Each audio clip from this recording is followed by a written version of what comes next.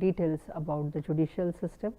Then we have seen the like Supreme Court, High Court, then there is a subordinate courts are there, and then the specialized courts are there.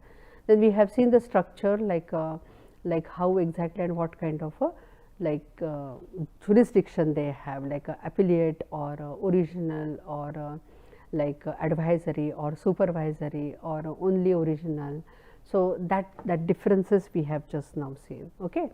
And we have seen that the hierarchy is definitely followed, that if subordinate courts you are not happy, obviously you know that you can approach to High Court.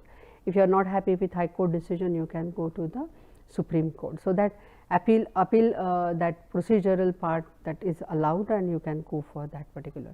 Specifically, if I want to talk about intellectual property, that competition related specialized court, then the commercial courts, these are very important, and IP benches which are like already established, that are very important when we are talking about IP.